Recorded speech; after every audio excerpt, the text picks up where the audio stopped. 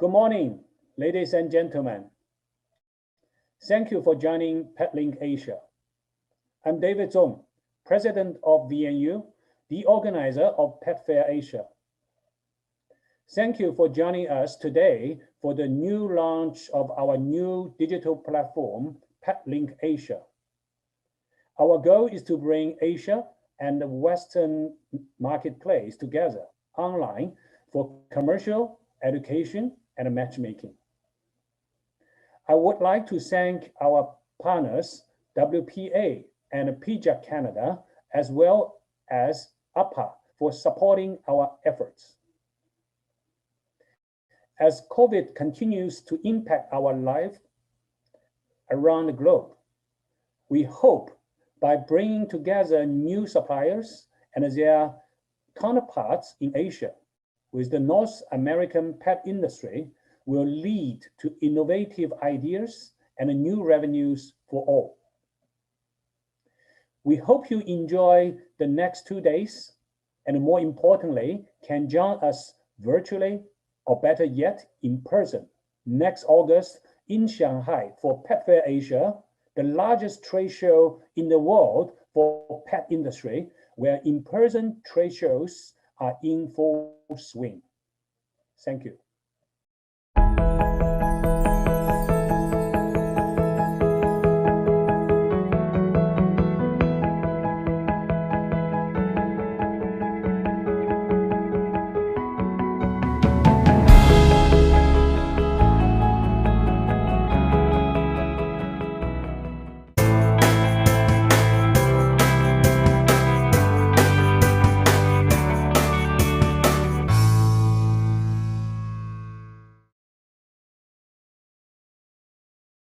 Hello, and welcome to day one of the American Pet Products Association's Business Boot Camp. I'm Steve King, President and CEO of APPA, and we're delighted that you've chosen to join us. Now, this boot camp has no drill sergeants or forced marches, but it does have industry experts who are ready to help you learn the basics of success in the pet industry. So let's get started, shall we? Now, the first industry expert has a resume as long as your arm, so I'm going to give you the Cliff Notes version in the interest of time. Dave Bolen serves globally as a retail advisor in the pet specialty business to sharpen focus on strategic growth opportunities, organization, and execution. Dave also serves on boards and with private equity groups to direct strategic thinking to enhance business opportunities. His very successful past positions as president and CEO of Pet Supplies Plus and EVP and Chief Merchandising Officer at Petco make him a valuable and insightful consultant to APPA's market access and business edge programs. So welcome, Dave. It's great to have you with us. Thanks, Steve. I'm thrilled to be here today and part of APPA's boot camp. So let's start by looking at the size of the global pet industry. What are growth trends that you're seeing?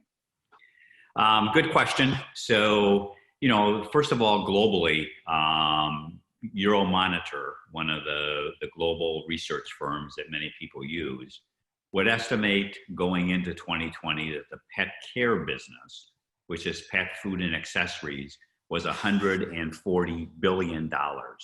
As you can see on the slide, a good portion of it in dog and cat food, and then certainly pet products bringing up $40 billion. But what's interesting is that this is just pet food and pet products. And many people think about the pet industry as including vet and other services. And so if you estimate those globally, we have an industry that's well over $200 billion on a global basis. And when you look at kind of the forecasts for growth, the Euromonitor is looking at some very strong growth numbers at 4% or better per year over the next 5 years. And the US and Asia are forecast to be the highest dollar growth regions of the world. Well, that's pretty remarkable. Let's focus in on the US market. What's it look like for the next couple of years? So, let's start with 2019. So, American Pet Products does a research project each year to size the industry. And at 2019, we had a very good year. The numbers indicate a 5.7% increase for that year. So we're on a very, very solid base for sure. With pet food and treats, being the outlier at 7% growth, and the supplies area of the business, the pet products, a little bit less at about half that, at about 3.2%. But very, very strong year. And going into the year, APPA did forecast a $99 billion business for the year, about 3.5% growth. So if we look at from a broad category perspective, what's changed because of COVID, and how do you see it playing out in the coming few months? Yeah, good question. So, APPA partners with a number of research firms, and we work with Packaged Facts. Back in March when COVID first hit, the viewpoint was pretty bleak. And at that point, it looked like we were in for, really a relatively large decline in the industry for the year. But as COVID kind of got going, we discovered that, pet adoptions are certainly up, and that the work at home phenomenon has really caused pet parents to think about buying more toys, collars, leads, accessories for their pets, as well as feeding premium food. And so Packaged Facts, working with us, did reforecast. And at this point, we're looking for sizable growth, probably 7% again in pet food and treats. Pet supplies and durables, perhaps a bit better than that. Vet, probably low single digit. And the non-medical pet care service, things like grooming, boarding, obviously they were closed for quite a long period of time. So we're seeing a decline there. But the other three categories, all in positive territory. Very good. How about the longer term forecast? What do we see there? So again, with Packaged Facts, we see this year as being, pretty much the same as last year. No real growth. Again, growth in some categories offset by declines. And based on kind of recent developments, that might get a little bit better. But then looking forward, there's nothing slowing the industry down.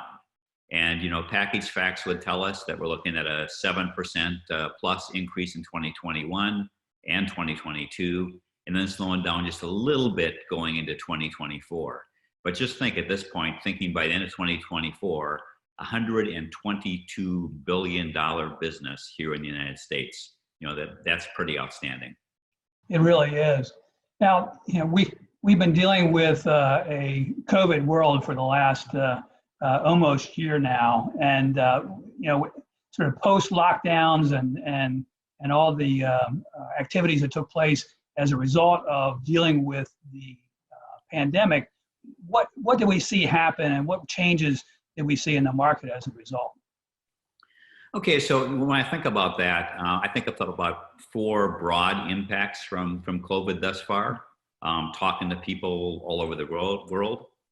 And let me outline them, and then I'll go into a little more detail. So pets as family, certainly driving pet population growth. A significant shift in how consumers are buying, with a shift to e-commerce and direct-to-consumer retail channels.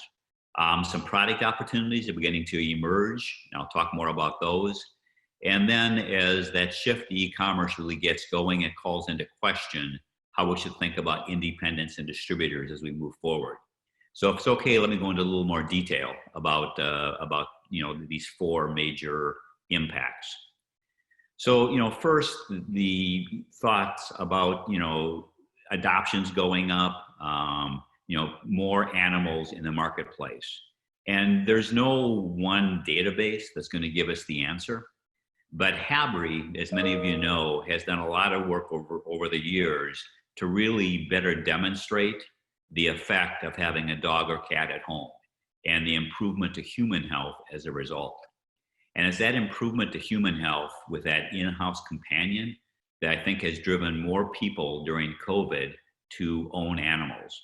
And, again, there's no one database, but the estimates would be in a normal year, maybe the pet population, dogs and cats, would grow 1% to 2%. This year, it's probably at least double that, if not a little bit more. So I think we're in an environment where dogs and cats are much more important and to humans. And I think as the reality of work at home continues, this trend is likely to continue, which is certainly very good for the industry. And Dave, I can say from experience that we got a COVID pup this summer for those very reasons. And we're delighted to have Chase with us in our household. That's great. I love the term COVID pup. I think there's a lot of COVID pups and kitties running around. So kind of moving to channel shift. As many of you know, for the last 3 or 4 years, there's been a pretty decided shift from brick and mortar to the convenience of e-commerce. And with the hit of COVID, you can see that spiked up pretty dramatically. And, the research folks now are saying that, between pet food and supplies, almost 30% of those are being bought online here in the US. And for the first time ever, it looks like the e-com channel is actually a little bigger in terms of share than the pet store channel. So huge pickup. I'm not sure if that same trend line is going to continue as we come out of COVID, but certainly today we have an industry now that is 70% brick and mortar and 30% online. And when we think about online, Chewy has been kind of the market maker in the world. They were invented in 2012, and every dollar they have made has gone back into customer acquisition and customer delight.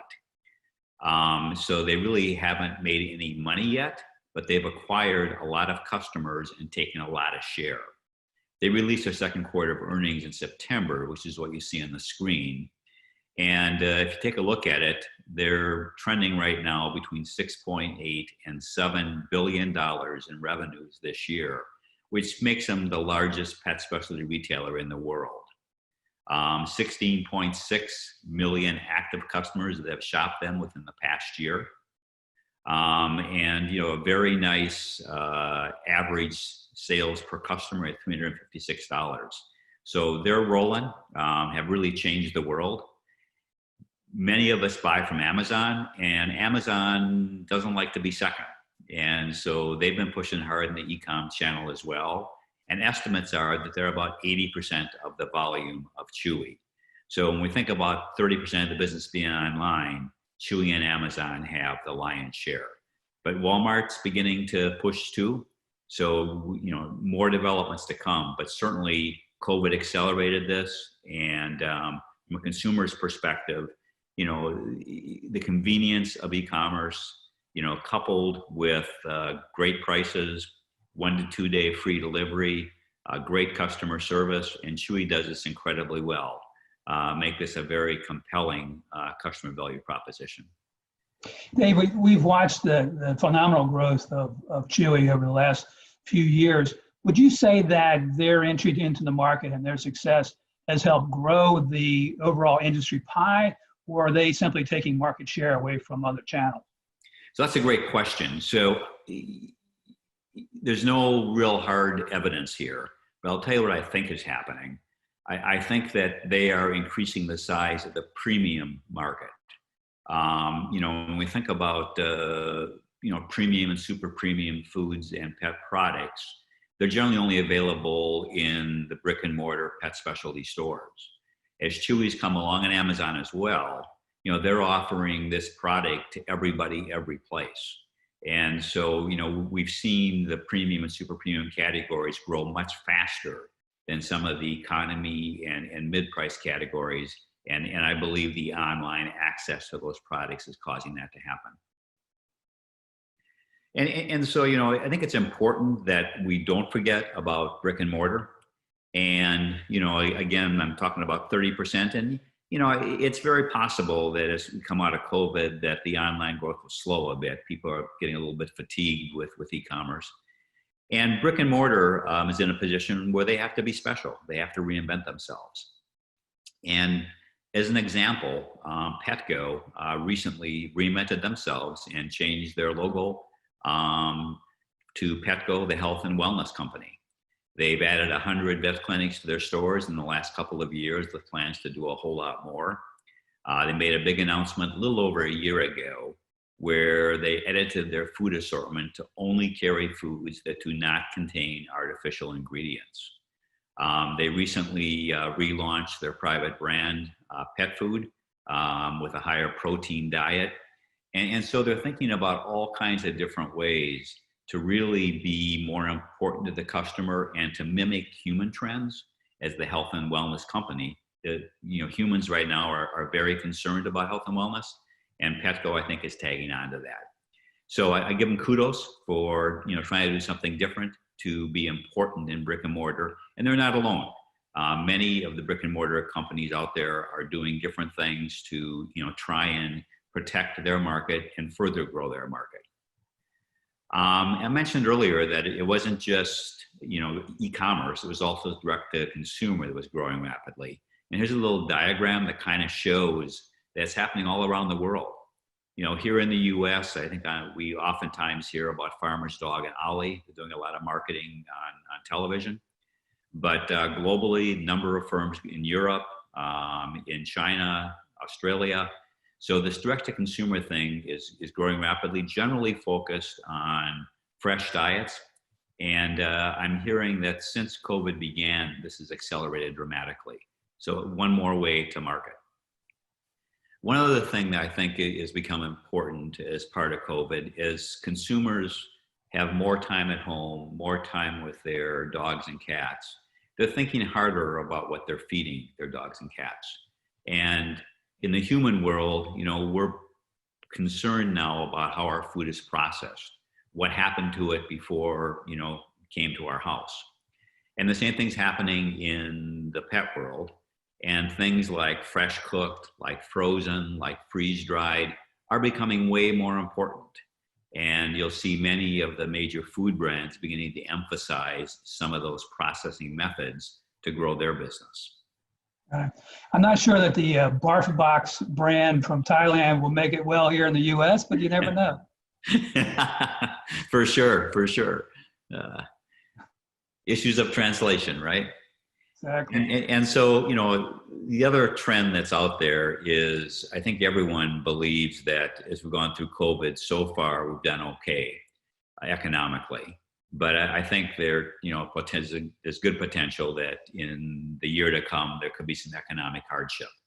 And so many retailers that I work with are beginning to think about how do they offer the customer, great product at a little better price. And, that's the role of private brand. And so, as I mentioned earlier, Petco is reinventing their Wholehearted. WAG is Amazon's private brand, and they seem to be doing more and more promotion with that brand.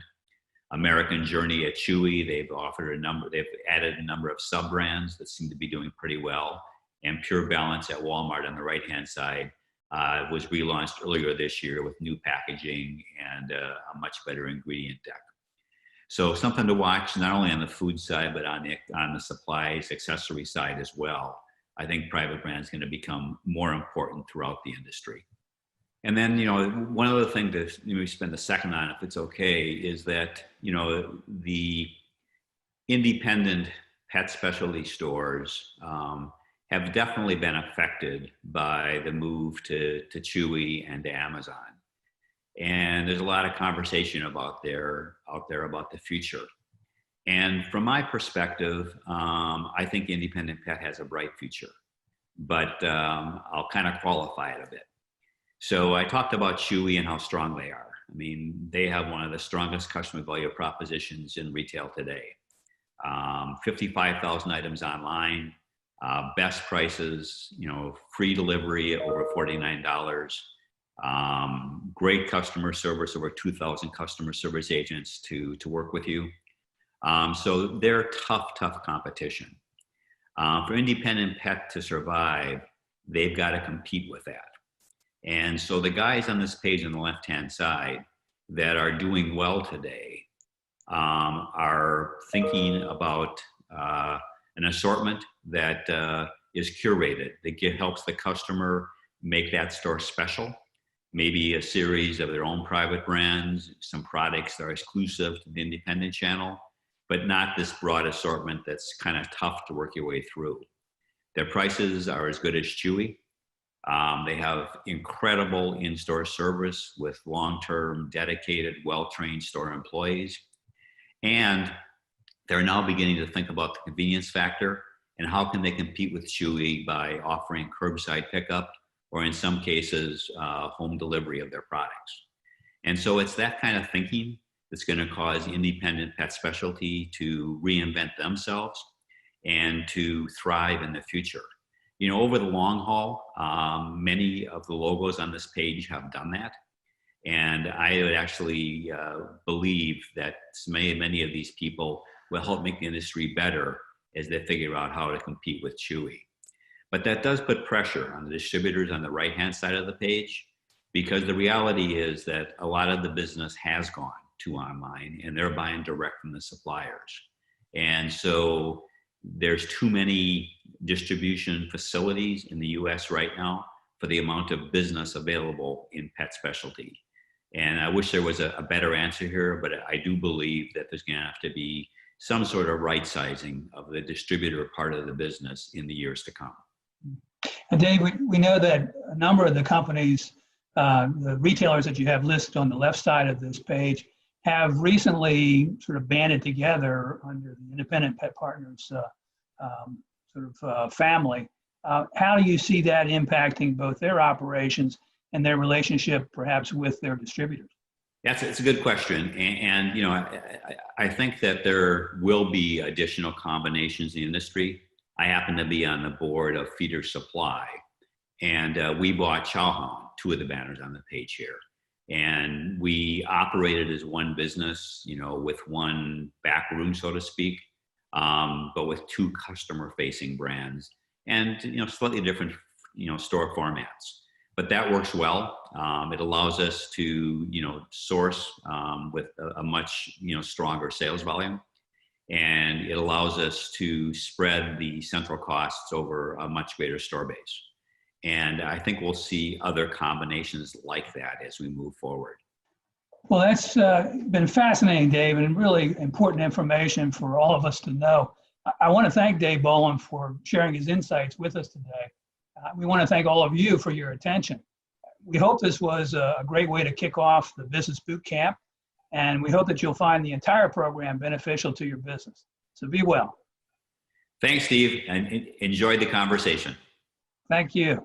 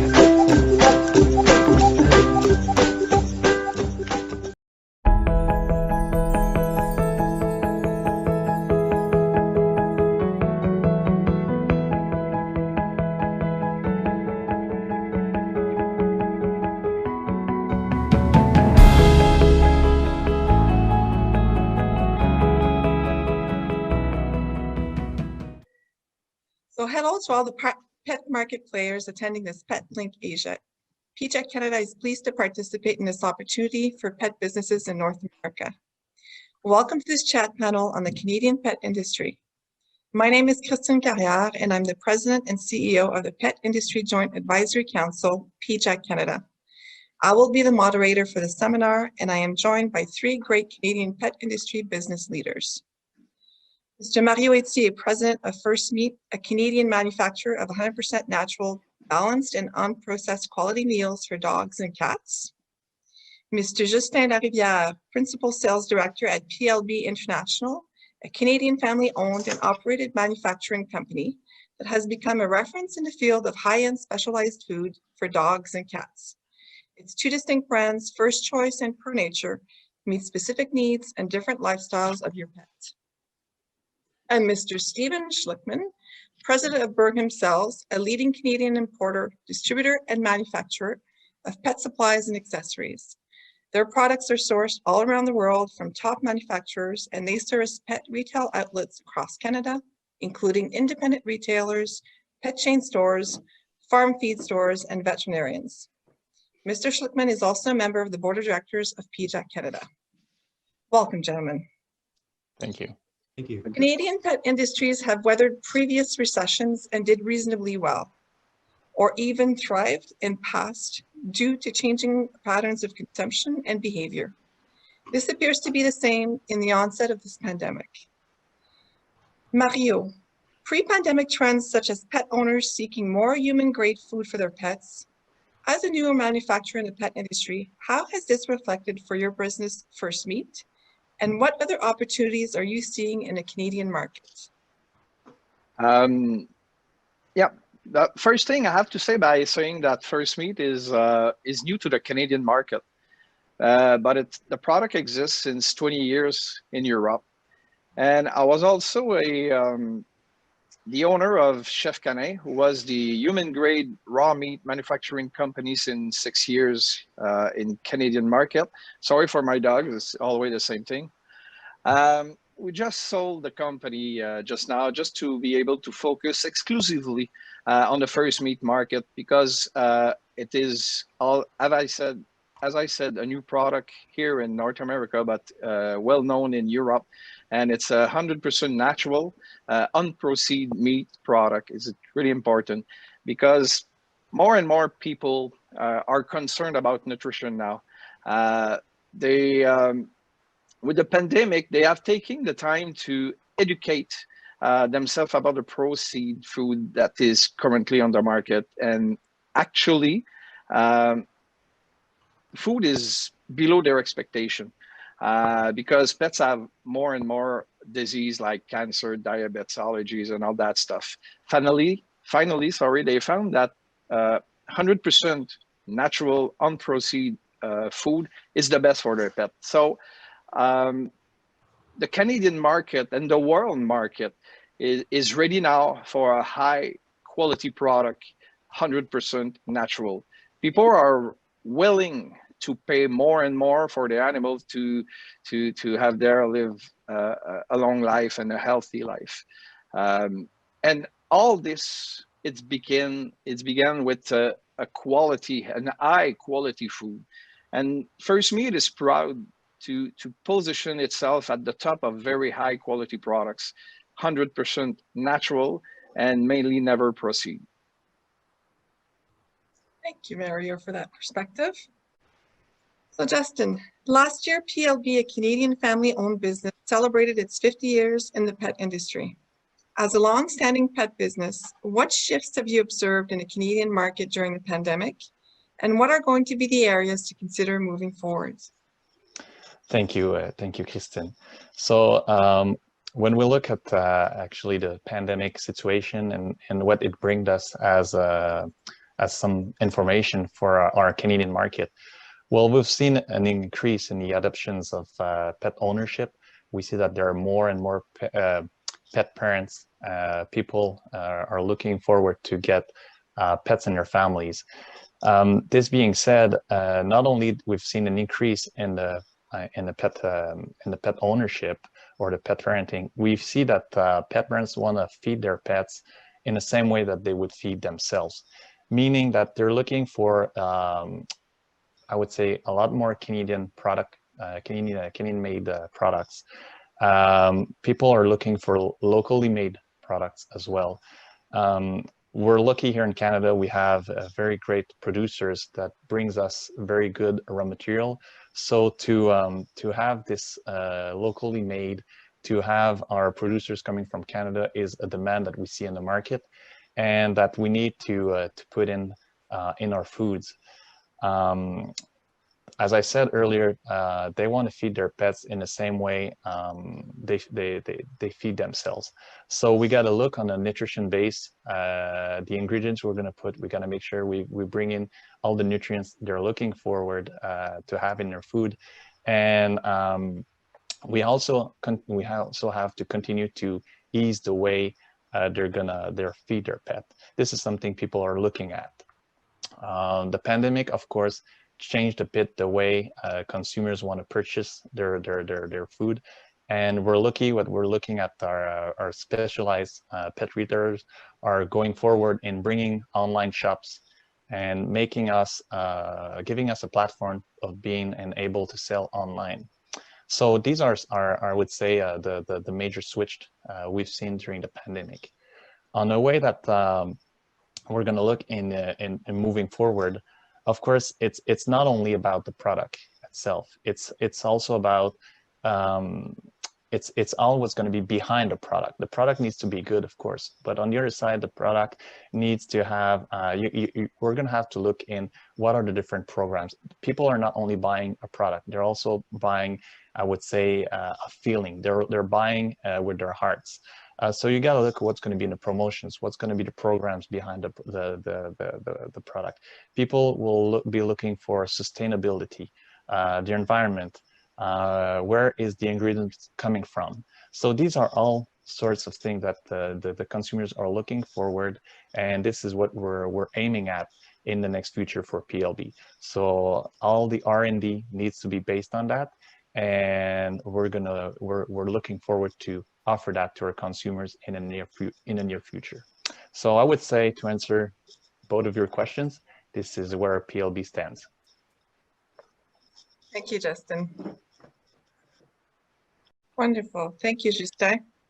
Stephen, as one of Canada's leading importers, manufacturers, and distributors of Canada's top-selling brands and pet products in a Canadian family-owned business, how are distributors and businesses adjusting with the massive shifts in e-commerce, and what impact did the supply chain disruptions have on the Canadian market? Yeah, well, those are nicely related because e-commerce is, of course, a supply chain disruptor. But I think the big thing for those already doing business with major online platform, we've seen significant growth in sales. There's also certainly been a shift for more traditional retailers to provide e-com options, and even new stores that are opening up primarily as an e-commerce platform or business. You know, many of these businesses that are not currently online have been giving a lot of thought or preparing to get online, and of course right now it provides the perfect opportunity to launch an e-commerce platform with the consumer acceptance of the technology rising so rapidly. You know, I think these tools are also very important to augment and maintain business, especially if more restrictions get imposed. You know, these platforms allow stores to operate and showcase their product selection, but not only to sell just the essentials, but improve add-on sales, which, you know, can certainly not exist unless you've got somebody selling that add-on. You know, they also may be able to show the availability of product, but also provide options for home delivery or curbside pickup, again, competing with some of the bigger online platforms. You know, a major component to the development of these platforms is the sharing of information and digital assets, and many of us in the supply chain have been trying to make these resources available, and we continue to try and improve these resources so that it's easier for our customers and the retailers to get up and running, so they're not starting from scratch. You know, another level of integration would be to provide some sort of link to keep these resources updated, you know, as well as maybe even showing inventory availability, whether it's in the store or can be ordered to come in from a warehouse, for example. And of course, it's confusing for a lot of these people to get started, but, you know, we've got a lot of great resources here in Canada, with the Digital Main Street being a big, you know, opportunity to learn how to get online. Otherwise it's important to find a good IT partner or technology partner to get up and running. And of course, the growth in this online business has certainly caused a strain on the supply chain. And as the pandemic has progressed, I mean, supply chain disruptions have been varied. They started off in the early stages, maybe with more consumable products as people were maybe panic buying. But as the pandemic has progressed, pet ownership has thankfully grown, and we're very fortunate in our industry to see growth like this. But that's caused some surges in demand for various categories such as grooming and training products, but also animal categories like bird, small animal, and aquatics. This increase in pet ownership has naturally increased the demand for food and products that are essential and necessary for the care and maintenance of our pets, putting further strain on the supply chain. And of course, this is a global situation. So all of the Canadian manufacturers and distributors are competing globally for product, and that has anyway. The strain on the supply chain is a global problem, and that it has increased lead times for product. Many other industries have also been impacted, but we're seeing extended lead times for the delivery of goods. Everything from the availability of raw goods, labor, and transportation contribute and continue to make it a challenge to keep adequate inventory on some lines.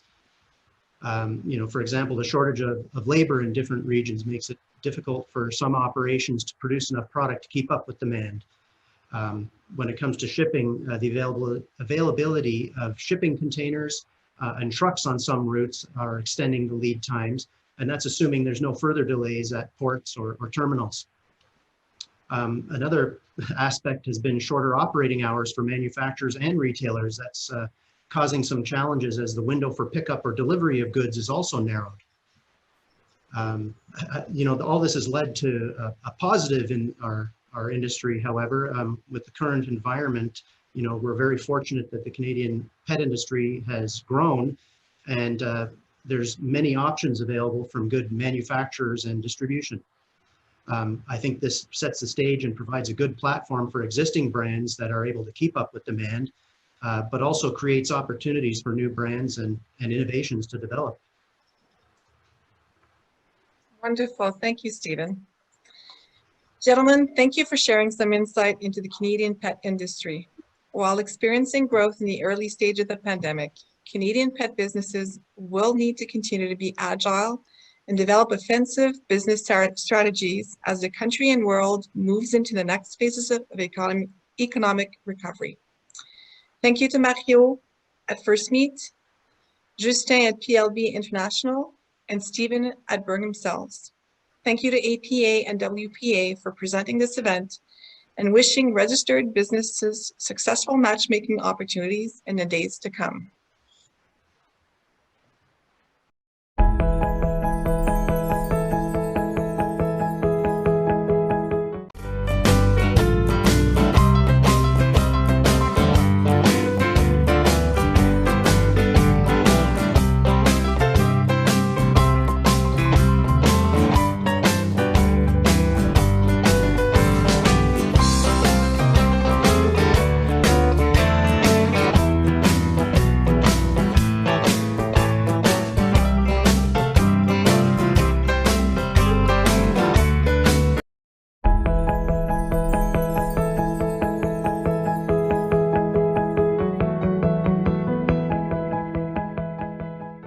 For over 30 years, we've created the unique charm of a marine culture by establishing production and R&D bases in Zhejiang, Jiangsu, Tianjin, Guangdong, Chongqing, etc. Our core value is being united, practical, dedicated, and innovative. Our ultimate goal is to create a 100-year-old Samsung company.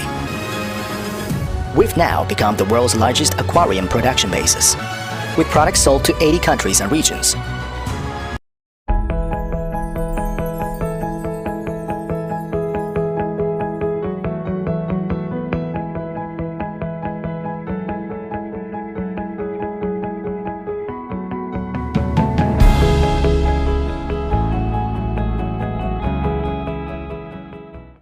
Hello, everyone. My name is David Levy. I'm going to be heading up this panel, and I'm going to let everyone here introduce themselves, starting with Candace. Hi, I'm Candace Daniolo, the founder and CEO of Pet Boss Nation. And at Pet Boss Nation, we support independent retailers and brands to see success in sales and marketing and leadership.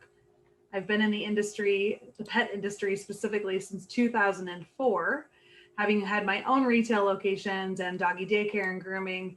And now I wanted to stay in the industry after selling my locations to support small business owners. Thank you, Candace. Chris, if you wouldn't mind introducing yourself. Hi, Christopher Gwynn, co-owner of Dog Crazy. We currently have 7 locations in Virginia, just south of the nation's capital. And we've been in business for a little over 14 years. Awesome. Thank you. And Nancy, since I know you're the boss, I'm going to let you introduce yourself.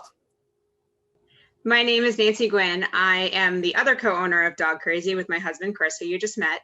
We have been in business for 14 years. We do have 7 locations. We're actually about to open our first doggy daycare in addition to already doing grooming and then retail as well. Thank you, Nancy. And last but not least, Heidi, please introduce yourself. Hi, my name is Heidi Neal, and I am the owner of Loyal Biscuit Company. We also have 7 locations, and we're located in the state of Maine, which is pretty much the northeasternmost state in the country. We have been in business since January of 2010. Thank you, Heidi. And for myself, so you understand where I come from, I've been in the pet space for 23 years. I started out as a distributor with 3 major locations in the United States, covering approximately 16 states. We carried about 120 brands. And then I sold off those distribution companies. I am an inventor, a manufacturer, a distributor, and today I have a company called Pet Product Innovations. I'm also on the board of a couple of different companies in the pet space, as well as an investor in and outside of the pet space. So I've got everything from manufacturing all the way, as well as retail stores. I was involved with a chain of retail stores for several years. So you've got a great panel here today, and I'm going to give everyone an opportunity to give you their opinion. And we're going to start out with a question basically to everybody. Given that pet retail was considered essential like it was almost all over the world, how well do you think, in a couple of words, retail pet is doing in the US today? Candace, if you wouldn't mind.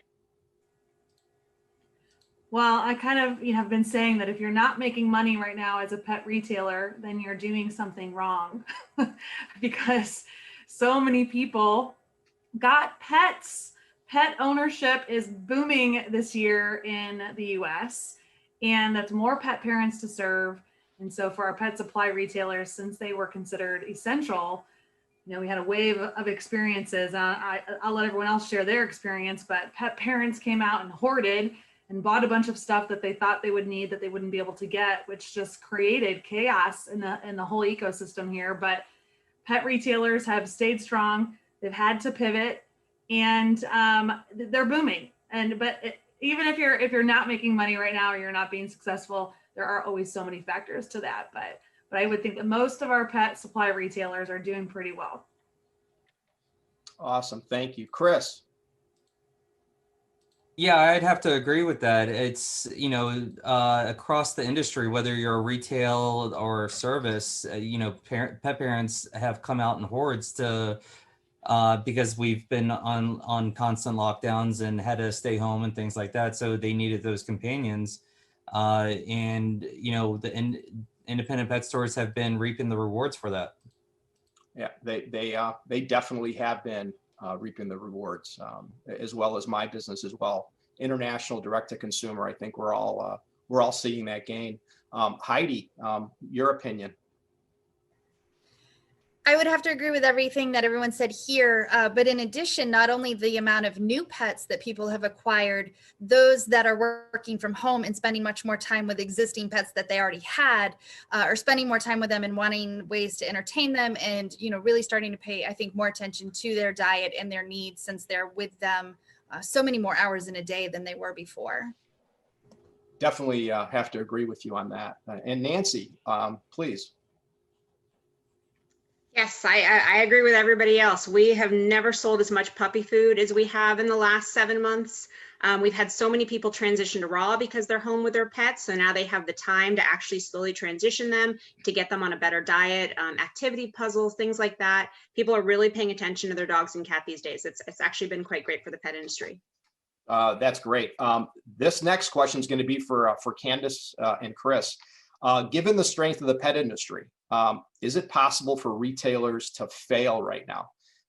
Based on the Pet Value announcing the closure of 350 stores in the US, where everyone thought, and you don't have to base your answer on the Pet Value, but everyone's wondering now, hey, is pet really resilient? And it has been. I've been doing this for 23 years, and when I had distribution, we never missed a beat on having year over year, massive increases in sales. It never went down. So here's a Pet Value announcing closure. So what do you think? Do you think, Candace, do you think pet independent retailers could fail? Well, they certainly can. I mean, because owning a small business is one of the hardest things I think anyone can ever do. I think we get into it thinking, oh, how hard could this possibly be? And then we realize, wow, there's a lot to it. So yes, revenue is up, but there's things like staff and employees and finding good employees and training them well. I'm sure Chris could talk more about even the leases that different pet businesses have and the expenses that go into running a business. We also have to think about the debt that a lot of businesses might already be carrying, and things like, I guess that they could fail if they didn't pivot to getting their online stores up quickly, if they weren't quick to offer delivery and curbside. Like, everyone, when the change happened, you needed to be able to pivot quickly, whether that was also getting comfortable doing Facebook Lives and getting on camera and putting yourself and your brand out there more. We had to find new ways to reach consumers. And if you were really stuck in your old ways, you may still be struggling right now. So it certainly is possible for a business to fail, but because there's so many moving pieces. But Chris can talk more too about other elements that may be impacted even Pet Value. I'm not sure. Yeah, I mean, just with any business and any industry and any, economy, there's always that opportunity for failure if you're not focused on your business. When we talk about Pet Value, and I can just being in the Pet Values that I've dealt with, because we've bought a couple of the, we've bought out fixtures from a couple of the stores that were already starting to go out. They kind of throw it at the wall and see what sticks. And, if that was, their rinse and repeat kind of method, they would open up stores, and if it didn't work out within the first, term of their lease, then they would shut it down and try again. And, they were heavy on the lease, light on the payroll. So when you take COVID into effect and you lose half your workforce and things like that, you have to shut down these stores. So, and they weren't able to pivot, as quickly as we are, because we are heavier on the payroll and we have multiple employees and things like that. So, any business, whether you're a single unit or, multi-unit or, even a national chain, there's always that potential for failure if you're not able to quickly adapt to the market. And that's really, as you're looking to the future, we now know literally anything can happen, because 2020 has proven that. So you always have to be able to say, okay, what's 2021 got in store for us? How do I adapt to that? And how do I, always have those contingency plans. So. Right. And I think you guys hit it on both ends. If people weren't willing to pivot, if they were like deer in headlights, not wanting to make a change, they can fail. I think any business can fail. And the other thing too is if you just hang around thinking, this thing's over, we don't have to worry about it, you're going to fail. So since you guys didn't fail, did you have systems in place prepared you to pivot over the last 9 months? And this question's for Heidi. Thank you. I don't think we had specific systems in place designed for what 2020 brought us. I don't think any of us were ready for what 2020 brought us, but we were very strong operationally to start with. We have a very strong culture within our employees. And I think the fact that, yes, we have multi-locations, but we're still very small, allows us to pivot very quickly and to make changes as the situation comes along. For us, we didn't have online shopping when March 2020 hit. It was something we talked about for years and just never got around to doing it and felt very overwhelmed by it all. And we ended up partnering with eTail Pet, and within 3 days, we were fully functioning online with all of our stores for online order and pickup in store. And that was crucial for us. We opted, even though we were deemed essential, we opted to close our doors for 8 weeks to foot traffic, going solely off of curbside, phone orders, and online orders only, to reduce the amount of people in our stores while we tried to figure everything out. And I think being able to pivot and get that online shopping in place as quickly as we did and to make those changes, saved us during those 8 weeks while we got our procedures in place and our cleaning protocols and our safety protocols in place to open those doors back up to our customers.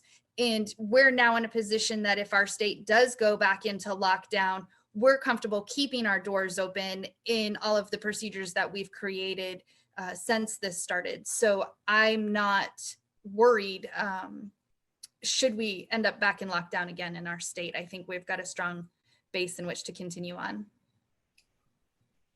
I also think that those that have succeeded right now and that are making it by making those changes are actually making themselves stronger, because now they have these things implemented and they'll know in the future if something happens, they've got these other things to fall back on. So that's great. And this is, for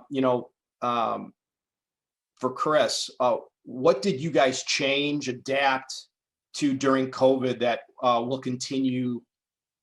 you'll continue to use to make better? I mean, I kind of hinted on that right now, that everything should make you better, but what specifically, a couple of key items that you guys did that made you better?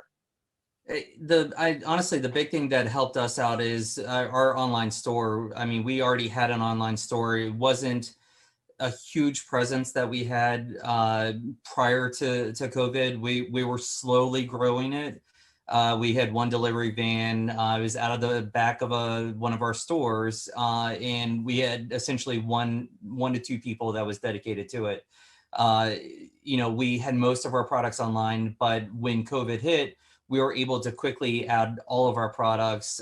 We ended up leasing a warehouse, and moving forward, that's online is just it's another business segment that we will dedicate and focus.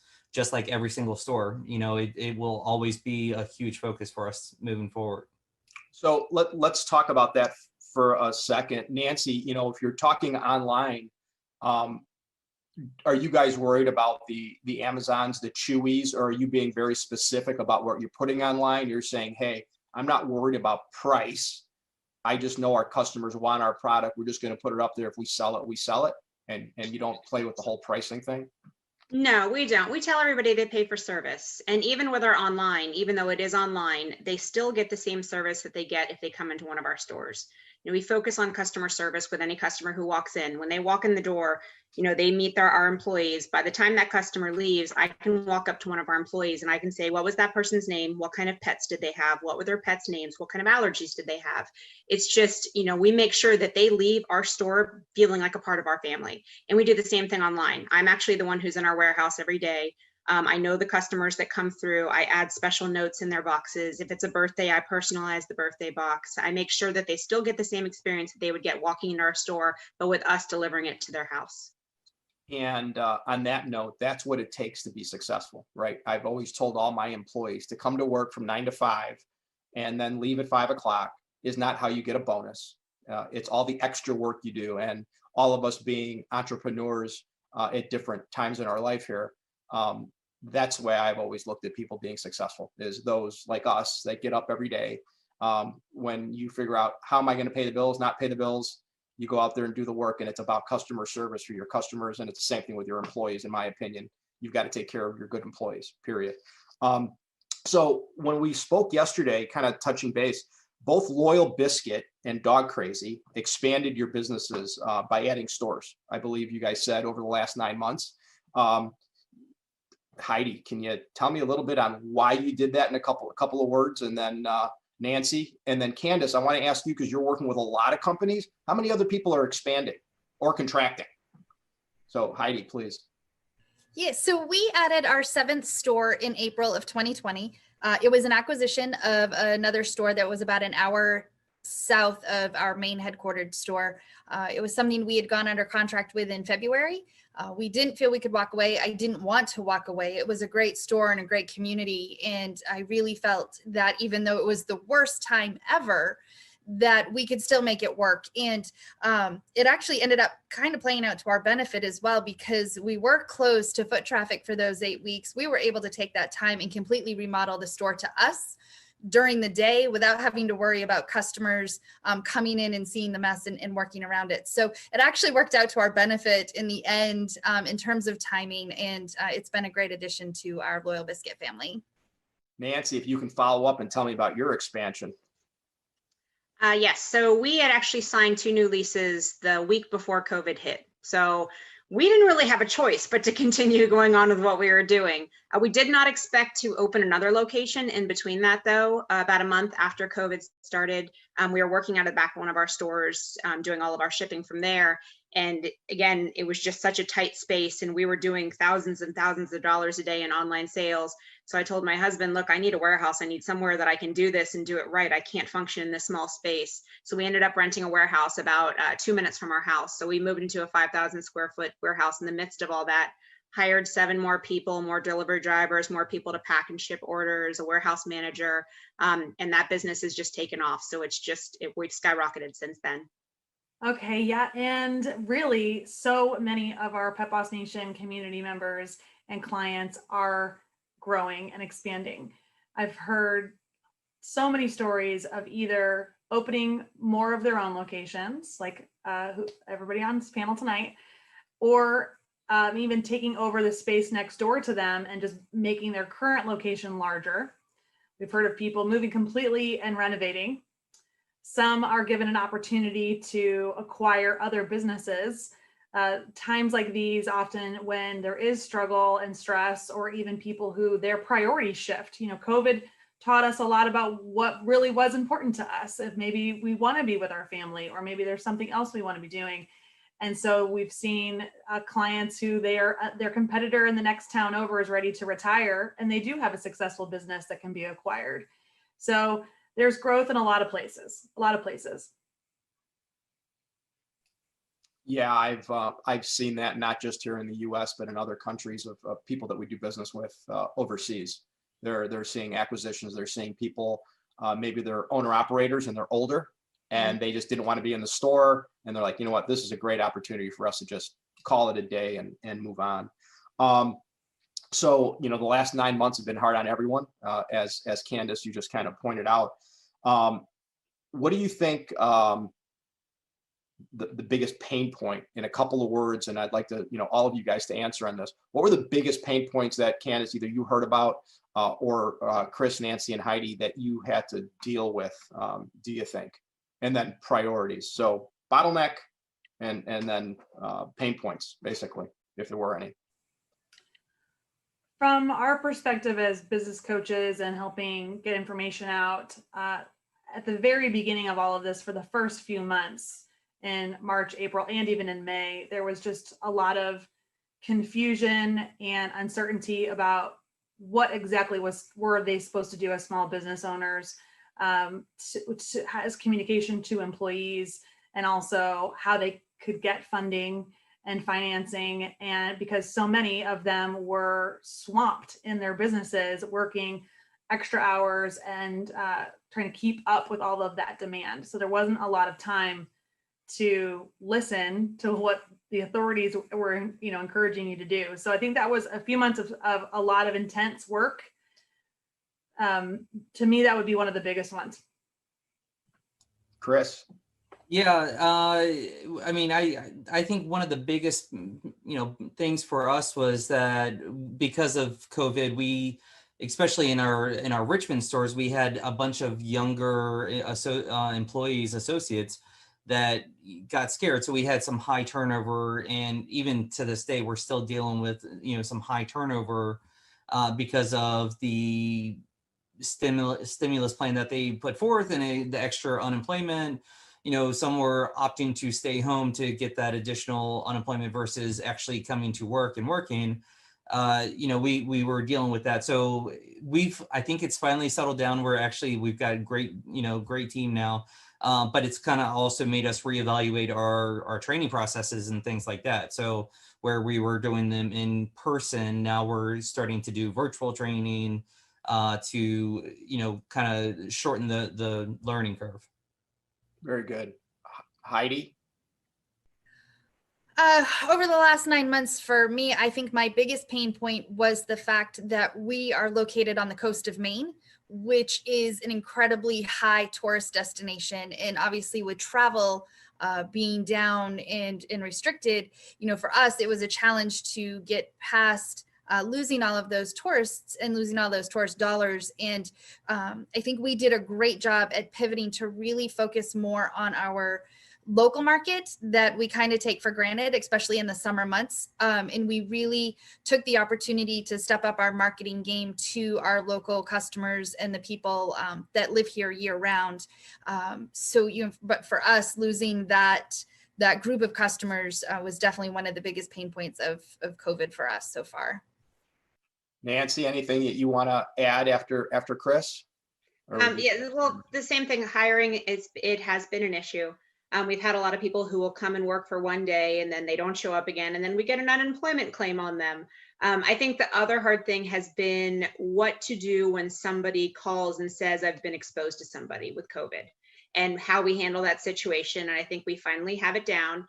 We are quick to say, you do not come in until you have a test. We want to make sure that we're protecting anybody who walks into our store, all of our employees. We don't want to risk anything happening to anybody who has been there for us through all of this, including the people who have supported us coming in and shopping with us. So I think that's been the hardest thing, is figuring out how to handle that. And we finally got that down. Awesome. I think if nothing else, this should teach independent retailers, and I'm not talking just pet, I'm talking anywhere and everywhere, as well as even the big guys, is how important your local market is, and the people that live within a short distance of your location, if you have brick and mortar. Because without those people, they have other options. They can go online, which is really easy. How many of us during this whole COVID thing found online places that we can buy from? And I'm not talking pet products. I'm talking about things you just don't go to the store for anymore, that you say, hey, I don't need to do it anymore. I'm just going to order online. So it is, in my opinion, it's keeping, like you said, customer service in place, keeping them engaged all the time, whether it's a newsletter, whether it's a when we can get back together, a happy hour, or what are they calling these things today, Candace? I think a yappy hour. So yeah, I think it's really important. It's great that you guys have all done that. Candace, what do you think some of the growth categories are, since you're dealing with a bunch of different retailers? What do you think the growth category is here in the US right now? Well, I would come from the perspective of the growth categories being delivery, really getting into delivery, doing subscriptions on some level, whether that's reoccurring food orders in their stores, or even a mystery box or subscription box. There's a real opportunity there. As far as categories of food, and speaking with even Nancy and Heidi and Chris, that they care so much more about nutrition. Pet parents are really getting into what they're feeding their pets. And we've seen raw pet food growing like crazy. I've heard multiple retailers saying that they're buying more freezers, more backstock freezers. There's even some people that have like bulk buying raw subscription clubs even, and these pallets just show up of raw food and the customers pick them up. So that's where I would see growth opportunities for people. If you're not offering delivery, get your van wrapped, get out there and start delivering. Heidi, this is for you, girl. No, and then, you know, doing some sort of a subscription to get that reoccurring revenue coming in. Chris, same question. What do you think a growth category is that you've seen? Yeah, honestly, local delivery. I mean, you know, people have definitely shifted how they're purchasing. We have some people that started off online and they've made their way back to the store now that things have calmed down, but we now have those that will just, moving forward, they're going to be online. But, also the service industry with with the boom of pet parents, obviously you're also looking at a boom in training and things like that. And, so pet walking, pet services, there's obviously that boom. So anytime you can, incorporate it into more of a one-stop shop, then that's obviously great. But as Candace said, reoccurring revenue, that is a huge focus that I have moving forward. Just with online, we do auto ships, things like that. So as we open up our daycare, we'll tie it all together with monthly packages, across the board where we're getting discounts for, daycare, grooming, and on the retail, just to really tie them all together and keep them loyal to us. That, I think, is a really important point. The more you can keep them in your store or engage, even if it's not on the store, as long as you can keep them engaged and they're happy and you have good customer service, I think you've got a customer for life, and they'll tell people about it, right? So I think you've hit it on the head. Heidi, same question for you. Growth categories, any particular product, or are you seeing the same thing? I same with raw, hands down. Definitely one of our biggest growth categories. All 7 of our stores are getting 2 additional freezers this year. Several of our stores even got 3 and 4 new freezers this year in our busier stores. So, raw and the nutrition piece for us has definitely been a huge growth period. I think for us in our market, delivery is a little bit more challenging. We are we're not a very populated state, and it's very geographically spread out. So, that makes it a bit more of a challenge for us in our market. I wish it was something that was a little bit more easier for us, because I do think it would be a great service to offer. I think we just have some unique challenges based on our location for it. But the nutrition, hands down, has been a huge growth category for us. And Nancy, you got anything to add to Chris? I'm sure you do. Well, what everybody said, we're doing delivery. Raw has just skyrocketed for us. One thing I've noticed, though, we have added bakeries to some of our stores. People love those personalized little touches, even on dog cookies. So that's where we're going off to next. Is I want to have our own line of treats. So I want to move into distribution and have our own company when it comes to that. So, and it's just a personalized thing that nobody will be able to offer except for us, and that's just one thing I think nobody else can ever take from you. I just want to elaborate on both something there that Nancy said and Chris from earlier. So private labeling, when we get talking back about products, private labeling is a huge opportunity. So for any manufacturers who are watching, who want to find an affordable way for some of the smaller businesses in the US and probably all over the world to customize your products, that's going to be really important. And then 2, that again, because pet ownership is up and training and behavior. I mean, if people are working at home and they're with their dogs right now so much, like once things do get back to normal, the separation anxiety and the bad behaviors that are going to be showing up in dogs is going to be huge. And so product, again, wise, any training type products to help with that transition, I think will, in the next 12 months could be really big. Hey, I'm going to toot my own horn. So while you guys are dealing with COVID, we had the luxury of having the Zen Clipper, where people all of a sudden couldn't go to their groomers, couldn't go to their vets to get their nails done. And they're like, I need a nail clipper that I actually trust. So we invented and manufacture and sell the Zen Clipper, and it went nuts. And then the paw plunger, where everyone was worried about COVID, right? We were doing hand sanitizer and everything else. We manufacture and we own the paw plunger. and everyone was worried about, can my dog bring COVID home, right? And so everyone's cleaning their paws. So we saw a boom as well. And again, you know, it's kind of like when the stock market crashes, there are still people making money. It's amazing how that works. You know, one thing many years ago, I told one of the companies I'm an investor in and on the board of, said, we need to start doing CBD treats. And they all told me I was nuts.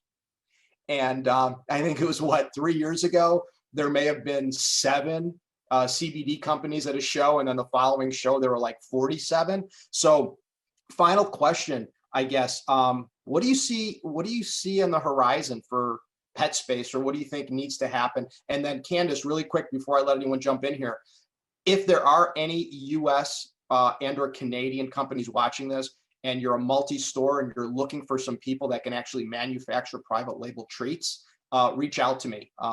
Send me an email or somehow get in touch with me, and I can hook you up with a couple of really good manufacturers, both north of the border and down here in the US. So what do you think's on the horizon? And Nancy, you're going first this time. I'm not going to let Chris take your thunder. Okay, this is what I hope is on the horizon. I hope we have more raw exotic proteins. It's very hard to find those types of things. We have a dog ourselves that can only eat kangaroo. If I could find raw kangaroo for him, I would be in heaven, because it is almost impossible to find. So I'm really hoping that more raw companies get away from the chicken and the beef, the easier things to find, and go towards the more exotic proteins for dogs that really need it, because I would pay any price for that. So I really hope that comes around soon. Heidi, what do you think? Do you have anything coming on the horizon, or you think? This is a tough one. There isn't anything that I can think of that's coming on the horizon or even that I'm looking for. I guess the one thing that I see that I don't like is I feel like everybody, like a lot of manufacturers, toys, treats, whatever, are basically just copying what's already out there. I'd like to see some creativity and something truly different than what's already out there, than having 7 options of the same different thing just with a different name slapped on them. Great point. Candace. For me, I don't sell products anymore. It's been about 4 years since I had my store, so I haven't been buying as much and know what's on the market. But when I look at the products that have come out that are really helping small businesses, it's the tech, all the technology that's coming out, whether that's like e-tail, like she said, or other platforms like Nextpaw, or anything else that can make the tech side of their pet business be less intimidating and scary. So many of our small business owners get into it because they're passionate about what the products can do, but they need the tech support, whether it's point of sale system or mobile friendly websites or understanding how to do Facebook ads. There's so many things that they need to know. So I'd love to see more innovations around that to make it easy. And Chris, you're last this time, buddy. So that's okay. That's okay. But I will add what Candace said. You know, with the influx in pet parents, again, and eventually they will be going back to work.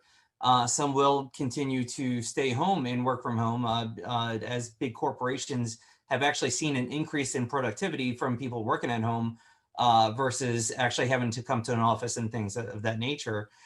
So I honestly, more puzzle toys, more, things that are actually going to keep dogs entertained while their pet parents are working. And for those that are, actually going to be going back into the office and stuff like that, then obviously we're going to start seeing more additional influx of products that deal with anxiety, separations, things of that nature. Hopefully not CBD. That's kind of like saturated. We'll start to move on to the next great thing. Well, all great points from everyone. I also sit on Purina's PCIP, which is their basically incubator. And this year I looked at 73 different companies that went to Purina, to be in part of their competition. And of those 73 that I looked at, I would have to say more than 65% were tech, whether it was, vet type of service, or if it was games for anxiety. And I've had a lot of those companies, I shouldn't say a lot, probably a handful of those companies come to me for investment as well. And you were right. We're going to have to do something for our anxiety as well as the animals' anxiety, because if people go back to work, I think there's going to be anxiety for both of us. It's a good thing that several states already legalized some things recently in the U.S. because that might be a necessity. So anyway, I want to thank all of you for your time, your insight, and everything else over this last half hour or so. And thanks again. I think this was great, and I hope everyone that's watching got some information about the U.S. Pet market. And again, and I'll put this out there again, if there's anyone out there looking for private label in the U.S. or north of the border, I know several people that can do that in small and or large quantities. So that's really all we have. And thanks again for our panel. That's it. Thank you so much.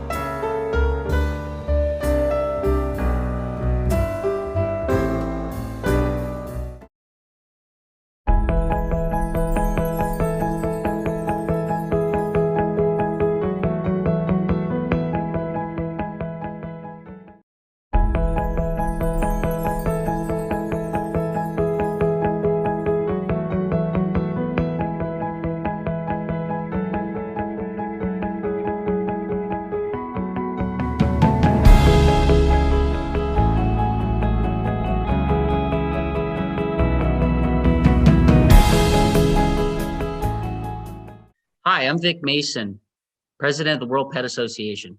We are the group that brings Super Zoo, scheduled in August 2021, and our new digital platform, WPA 365, bringing pet brands and pet retailers together.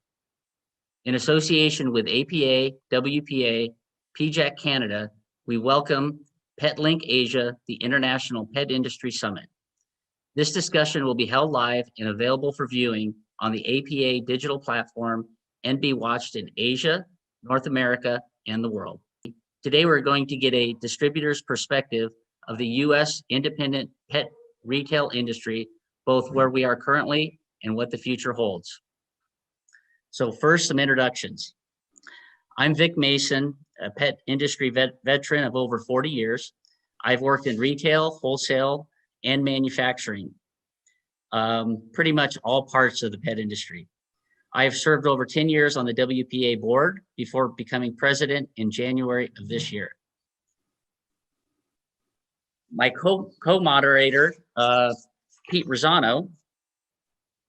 Pete has over 25 years of retail experience, during which time he has successfully grew and transitioned to retail chains to new owners. He now has his own consulting business specializing in retail operations and transitions. For 8 years, he was a board member of the World Pet Association, most recently as second executive vice chair. And in 2020, he was hired by the WPA with a mandate to create a member services division. Next, our distributor partner introduction, Michael Baker. Pet food experts in the Baker family has established a reputation as a distribution partner for independent pet retailers. The Baker family spans 4 generations and 80 years of service to the independent pet industry, with pet food experts currently spanning 32 states with 5 distribution centers. Michael became president of Pet Food Experts in 2003 and then acquired the company from his father in 2005. Michael is co-founder of Etel Pet and serves on the board of the Pet Sustainability Coalition. Pete, I'm going to throw the questions to you. Thanks, Vic. To begin with, we're speaking to an international audience. So, Michael, can we start by you giving your definition of what an independent pet store is and maybe what are some of the key characteristics? Yes, when I think about independent pet stores, especially since I grew up in my family store, and I still have 5 stores of my own that I run and operate here in Rhode Island and 1 in Massachusetts. I think of stores that the majority of their revenue comes from the sale of either pets or pet food and supplies. We certainly have, as a wholesaler, we have many clients that have other parts of their store, whether it be equine, farm and feed, various other industries that they may serve in their community. A true independent pet store, in my mind, is somebody that generates the majority of their revenue from pet. Nice. One of my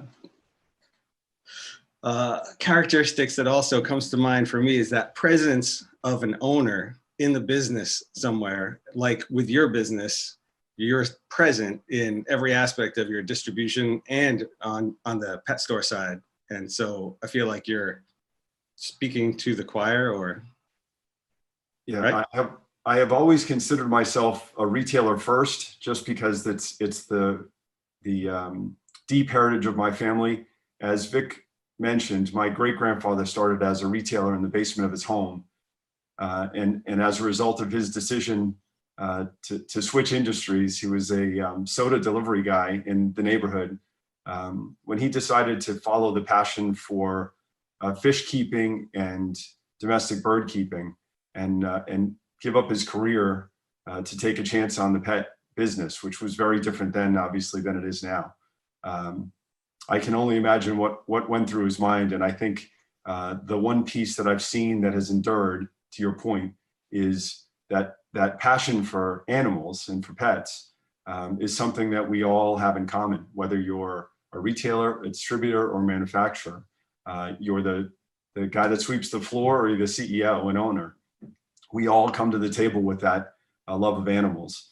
And I think that's what makes, no matter how big our industry has gotten now, 75, 80 billion, whatever the latest number is, that passion for animals is always at the core of everything we do. We're certainly all trying to make a profit as well, which some days is easier than others.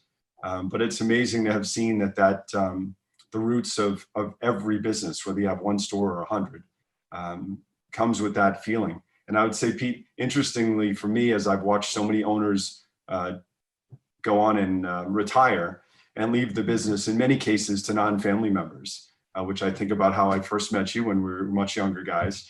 You don't have to necessarily be an owner, but because you have that passion for animals and doing the right thing by pet parents, it's amazing how much ownership non-family members or non-owners take with regards to the responsibility of the business. And that makes my job as a distributor, that much easier, because people want the absolute best, and it puts a lot of pressure on pet food experts as a distributor to try to scour the earth for whatever the next best thing is, the hottest trend, or more importantly, the best nutritional option for pet parents to choose for their mostly dogs and cats. Right. And it's that passion and that level of ownership which gives them the drive and gives them, they set aside time for the customer service and for the education, which really, I think it's the education that independent pet stores are willing to share with pet parents that forms like lifelong loyalty with brands. And yeah, really the heart of the pet industry, maybe. Yeah, and that is the ultimate test that we're facing, right? As the world becomes more digital, and this is a daily discussion, both in my retail business and at Pet Food Experts, of how can we take such a deeply personal, relationship-driven interaction with pet parents and make sure that relationship remains sacred. And I've been using the term nutritional prescription. At Pet Food Experts, we mostly sell food and treats. It's the vast majority of our business is on consumables, cat litter too, but mostly things dogs and cats can eat. And as a result of that, we're relying on our customers to build brands with us and I don't know if I need to register that trademark, but I feel like every time somebody comes in and says, hey, I've got this new puppy, especially this year in the United States, new puppy or new kitten, I'm coming to you because you're in my neighborhood, you are the pet store here in town. What do you think I should feed this animal? I mean, you have an opportunity to make that nutritional prescription without a medical degree. And we know, particularly if you can reference the fact that of all these brands, beautiful brands I have in my store, this is the brand that I've chosen to feed my animals. I could choose anything here in the store. I'm an expert, but I'm choosing this, and here's why I would recommend it for you and your family. That's a really powerful service that our retailers provide in the United States. They are helping people make a very, very important decision for their animals. And we've seen time and time again, no matter what comes along with regards to threats to the health of the independent trade, whether they be larger format stores, or now obviously the threat of e-commerce players in our country. Ultimately, all innovation starts with independent pet. It has been that way in my family for generations. I would say there are challenges that our customers face every day with these new other places where pet parents can choose to get their products, but that is only convenience. It doesn't take away the power of that recommendation and that personal touch that our independents provide every day. That's a great segue into the next question, which is as a trade association which works hard to support the independent pet retailers, the WPA recently launched WPA 365. What do you see as the role of distribution in supporting the independent pet trade? Yeah, this year with the pandemic providing such a challenge for all of us, I think more than ever, my team at Pet Food Experts and I have reflected on what is the value proposition that we provide for our customers.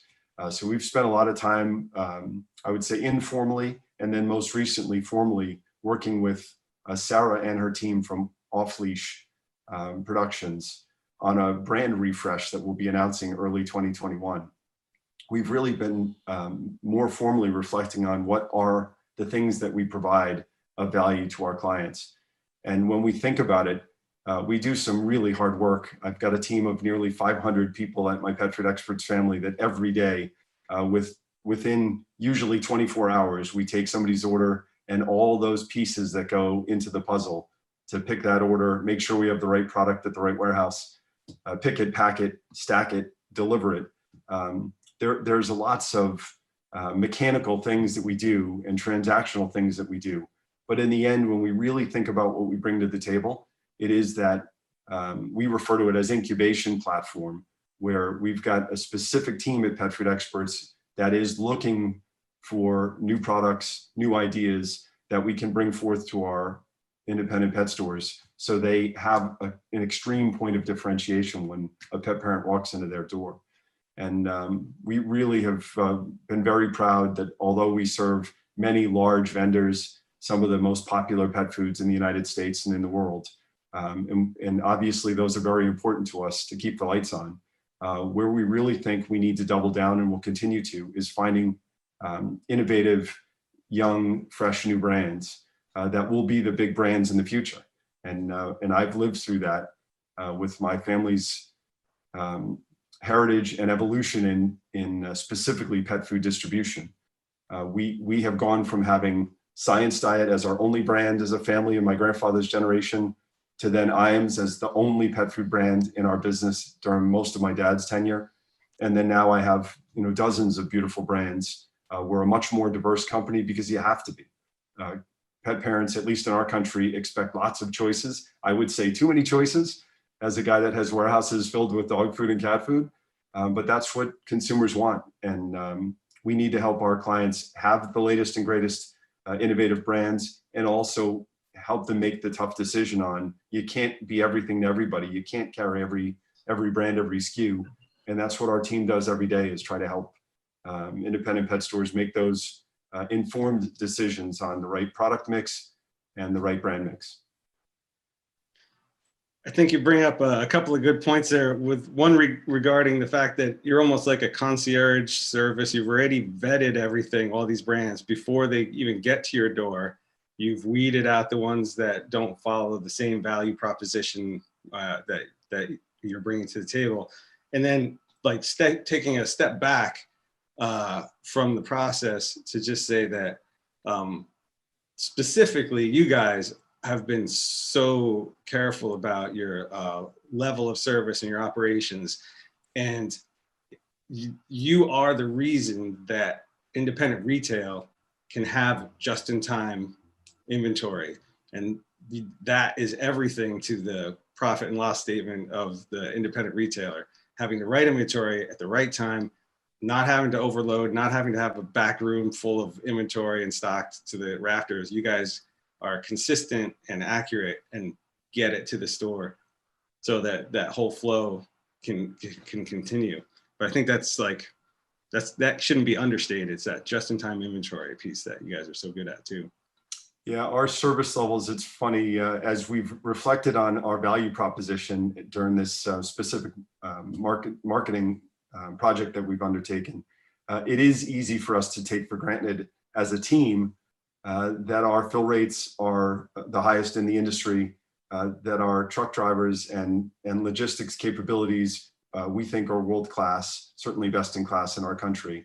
And not just the fact that we deliver on time every time, but that there is one of the most sacred relationships we have at Pet Food Experts is between our drivers, who are our own drivers on our own trucks, and the employee at the back of the pet store, whether it's the owner or the stock boy or girl. And you know, those relationships have withstood the test of time during the most difficult times like this year, when people had restricted hours and we had to work around their schedules, when they had reduced staff because of the pandemic, and our drivers would go the extra mile to help safely make that delivery, even in spots here on the East Coast of the United States in particular, in the early part of the pandemic, where some of the hottest spots in the country with regards to the spread of the disease were here in Connecticut and New York. And our drivers were truly heroes, making those deliveries under the most difficult circumstances. But yeah, we have a tendency to take for granted that those delivery metrics and fill rate metrics, you know, they are also what will protect our customers from losing any of their clients. And with the convenience of online shopping being what it is, if a pet store, I think about when I was a kid or a young adult, and if you didn't have a bag on the shelf that somebody needed for their dog, you just would simply say, hey, I'm sorry, it's out of stock. The truck will be here next week. You know, do you mind coming back? And people didn't think anything of it. They'd say, sure, I'll come back next week.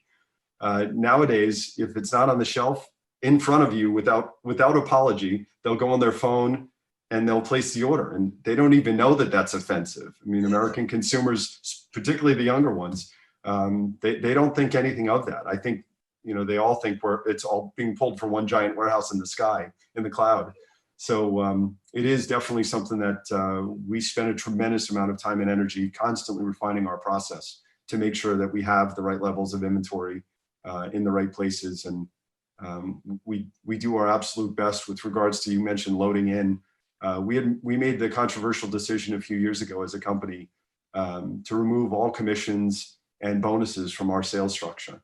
So our army of now 60 plus, 70 plus outside and inside salespeople, none of them have any commission or any bonus. They make a straight salary, because I just wanted to remove that temptation, which I served in sales roles both inside and outside myself. So I know how tempting it is when a manufacturer or the company offered me $50 if I place this display in as many stores as possible. And if that's the wrong product for my client, but I knew I could make 50 bucks, you know, it just puts you in that compromised position where what's the most important thing to me? Putting money on and food on the table for my family, or actually serving the needs of my clients. So we made that decision. We've stuck by it.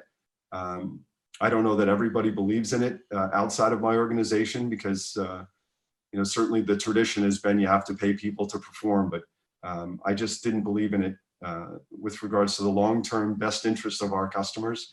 having the right product, not too much, just the right amount.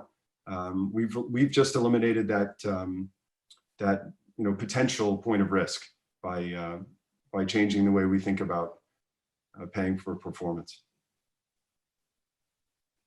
So you've basically, you brought up something during that was interesting, being able to buy on your phone while you're in a store, like the whole idea of how the industry has changed so much. Since you grew up in this industry, what are the changes that you've seen over time for the independent pet channel? Yeah, I think the emphasis on pet food and supplies dominating the revenue of most of our clients. There are certainly still some pet stores in America that sell live animals, but the societal pressure and frankly the challenge, including e-commerce, to try to stick with, leading with live animals is nearly insurmountable, I will say. I've chosen in my 5 stores to have a very, very limited selection of live animals in only 2 of my 5 locations. And if I think back just to 10 or 15 or 20 years ago, we had a very wide selection. In fact, we were named Rumford Aquarium originally as a company. So we really always led with live fish and all the fixings that go with that. So I think that's been a big shift. And we've certainly seen the power of independent pet stores that choose to offer their pet parents multiple ways to shop with them. Convenience, no matter how sacred that relationship is that I mentioned earlier between the pet store and their pet parents that shop there, convenience definitely is an attribute that has to be taken seriously. And which is why I was inspired to partner with Bette Giannini at E-Tail Pet. And we've tried to come up with something born out of the back of her and her family's own 12 pet stores in LA. She had proven in her marketplace several years ago that with these little tiny stores that they chose to open, that their clients were willing to order online and pick up in store. Nearly 70% of the orders that were placed online with their chain were order online, pick up in store. So we didn't necessarily feel like when we talked about founding E-Tail Pet, we didn't necessarily feel like we had to directly compete against Amazon and other e-commerce players. We just needed to offer pet parents that wanted to be loyal to us the easiest possible ways to shop with us and remain loyal and local, right? Shop local in their neighborhood. So we've been blessed now. We have over 1,300 doors, both in the United States and Canada, that are powered by E-Tail Pet. When you go to that pet store's website, you can click Shop Now, and the pet store chooses from a very wide selection, over 30,000 items in our catalog. The pet store chooses how few or how many items they want to offer for sale online. And we do have the ability to offer, first and foremost, order online, pick up in store. And also I would describe it as micro home delivery. Whereas if you want to have your staff on their way home, bring that bag to a neighbor's house, within a few streets or a few blocks of your store, we have the ability to power the pet store to do that as well. But we've seen stores, certainly since the pandemic, stores that have a digital offering for their pet parents are performing at nearly 25% higher revenue than stores that don't have an online presence. It's just common sense. Consumers expect multiple choices, and pet stores should not think that they are immune to that need to provide, the omni-channel experience is the fancy term for it, but it's really just giving people multiple choices. You bring up a good point. The digital aspect, the catering to the consumer's preference rather than pushing back against it. And that is one of the key elements to what we've seen recently with COVID-19, is coming up with and offering those alternatives. And so you just went over one, the E-Tail Pet alternative or curbside pickup as being really, I don't know, I think we've fast forwarded 5 years in the development just in the last 5 months. What else have you seen from COVID has been a challenge for you? Yeah, certainly at the beginning, before pet stores in the United States were deemed essential businesses, meaning they didn't have to close, no matter what other lockdowns were going on in your city or state. Before that was widely known, we saw an incredible and an unprecedented run on inventory in the stores that we serve. At Pet Food Experts, the middle of March 2020, we had 2 weeks that were over double our normal volume, which we knew if we were that busy, that meant our customers were that busy. And we certainly easily predicted that that meant shelves were going to be wiped out. So we were blessed to call in many favors to our manufacturers that we serve. And we ordered an emergency order of over 100 tractor trailers in a 24-hour stretch in the middle of those 2 weeks. And in most cases, I would say 90+% of the cases, the manufacturers that we called and placed those 100 tractor trailer orders to found a way to make that product more quickly. They sent it in some cases half the time that it normally takes to turn our orders. They were able to get it to each of our warehouses, and we were able to continue to replenish the shelves. So as a result of that run up in March, we certainly saw a drop off in sales for families that had bought 2 or 3 or 4 bags thinking the pet stores were going to be closed. There were many full pantries here in the States. And as a result, we did have a very soft April and May, which meant our customers did as well. And it was survival mode, I think, for us. I certainly can speak for us. And we knew at the retail level, the restricted hours made it difficult to stay in business. Your customers and your employees' fear of getting sick, being on the front lines like that. Most of the attention in our country was rightfully so focused on medical staff and first responders. And I would say a lot of attention was paid to the human food supply chain, namely grocery stores. But make no mistake, the pet stores were open during those same difficult times. We just don't make the news because we're pet stores.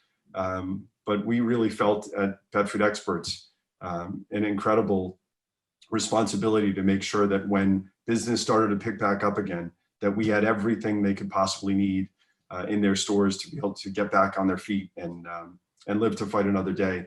And if I look at my numbers now, which is a direct reflection of the health of the independent pet stores we serve, over 4,400 locations that we deliver to across the country, business is fantastic. Our pet parents have come back to our channel. They've chosen to remain loyal to us, I would say, more than ever.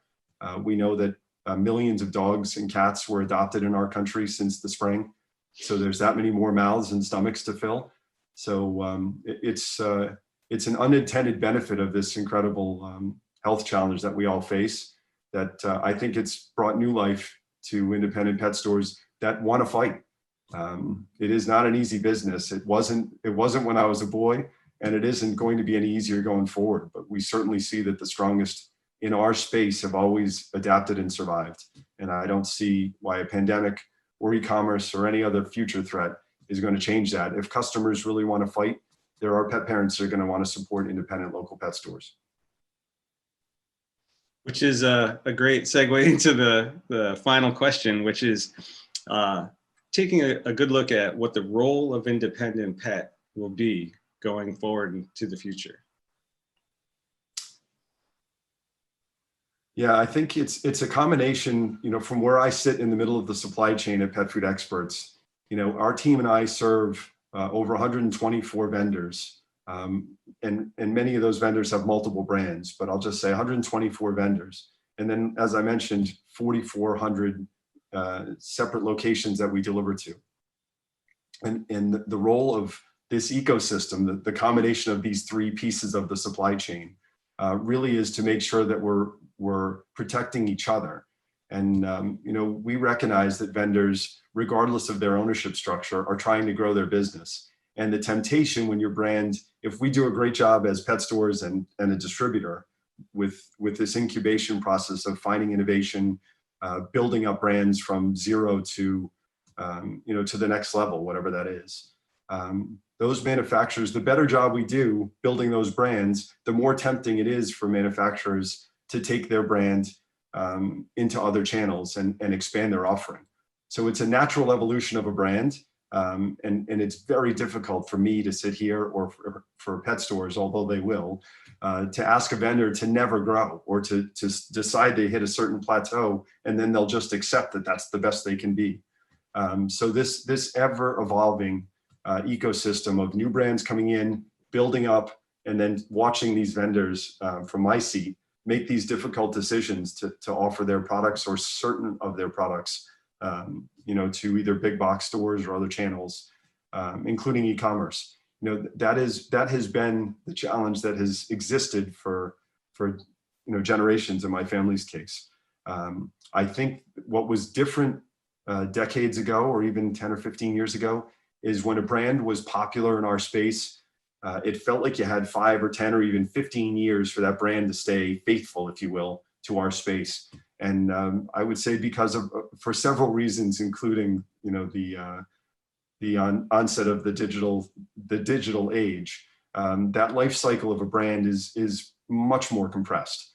If a brand is hot and you get featured on a YouTube spot or a TikTok video, you can be 5 years, or a pandemic happens, this rate of change can be accelerated in a way that I don't know that we ever imagined growing up in the business. And I think that's both our greatest strength as an independent pet trade, as well as potential threat.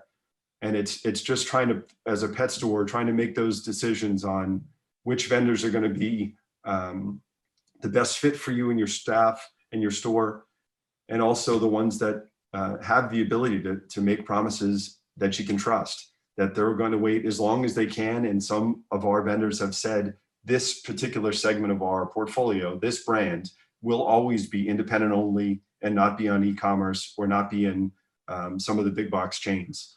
So that's the decision we're making every day as we pick and choose. We say no to far more vendors that are asking to come into our portfolio than we say yes to.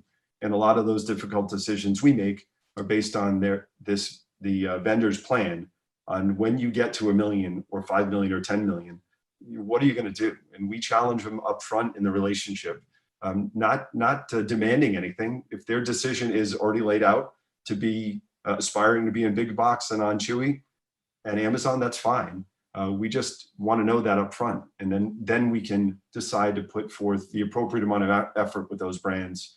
And also make sure we can inform our pet store clients, what the intentions are of these brands. But that will, I think it has been, probably the greatest challenge of, if you have limited space, most of our clients' stores are not very big. You have to make tough decisions. And this rate of change with brands evolution or brands growth, I think it does make the decisions that much more vital. Because if you bet wrong, it can be really difficult to have to switch, your faithful clients to a different pet food brand. I mentioned earlier in the conversation about that sacred nutritional recommendation we make, or prescription almost. If you go ahead and make that recommendation with all your heart, and then a month later, because a vendor chooses to go into other channels or expand their offering elsewhere, and all of a sudden every customer that comes in, you say, that food I put you on, I think we got to switch that food.